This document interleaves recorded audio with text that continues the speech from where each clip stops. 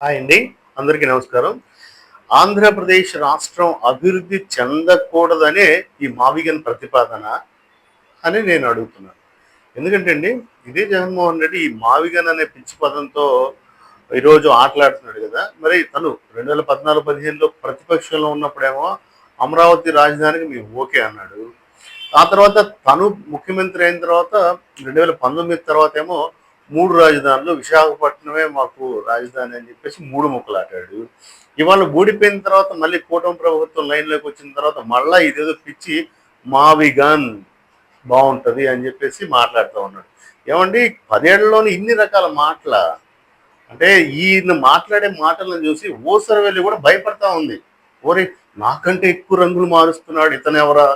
ఈ చరమజీవి ఎవరా? అని చెప్పేసి ఊసరవెల్లి కూడా భయపడే పరిస్థితికొచ్చింది.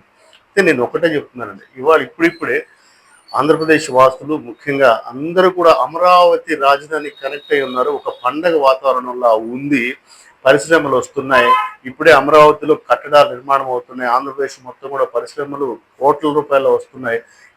ఎంత సంతోషంగా ఉంటున్న ఈ వేళ మళ్ళా నువ్వు ప్రజల్ని చిచ్చు పెట్టడం కాబట్టి ఈ మావిగనని తెచ్చి ఎంతవరకు కరెక్ట్ అయ్యా? ముఖ్యంగా అది ఆలోచించుకోవాలి. మరి పోతే నువ్వు ఏ రోజు కూడా ఈ రాష్ట్రం బాగుపడాలని ఉంటే 5 సంవత్సరాల్లో ఏం చేసావు? కాబట్టి రాష్ట్రం నీ వల్ల బాగుపడదని చెప్పేసి 11 సీట్లకు పరిమితం చేసి నిన్ను కింద కూర్చోబెట్టారు. మళ్ళా ఇవాళ నేను బాగలేకపోయినా పర్వాలేదు, నాకు ప్రభుత్వం అధికారం లేకపోయినా పర్వాలేదు, ఆంధ్రప్రదేశ్ మాత్రం బాగుపడకూడదు అని చెప్పేసి ఈ మావిగన్ అనేది దాన్ని తీసుకొచ్చి జనం మీద రుద్దుతా ఉన్నాం. అయితే ఒకటండి, మన కుటుంబ పద్ధతి, మన కుటుంబ పెద్ద విధానం నచ్చినా నచ్చకపోయినా పాటించడం అనేది కరెక్ట్ కాదు. ఒకవేళ తప్పుగా మాట్లాడితే రాంగ్ ట్రాక్ లో వెళ్తుంటే మనం మన పెద్దకు కూడా తెలియజెప్పాలి ఇది కరెక్ట్ కాదని.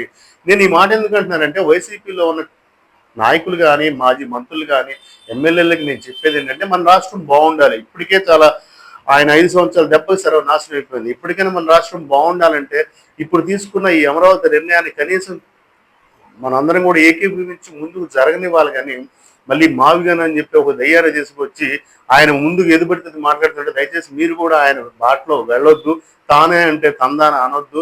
రాష్ట్రం బాగు కోసం మీరందరూ కూడా మాట్లాడితే ప్రజలు కూడా కనీసం మీకు నెక్స్ట్ నిలబడిన ఓ డిపాజిట్లు అన్న ఇస్తారు, లేకపోతే అవి కూడా ఇవ్వరు. దయచేసి అందరూ గుర్తుంచుకోవాల్సిందిగా కోరుతా ఉన్నాను.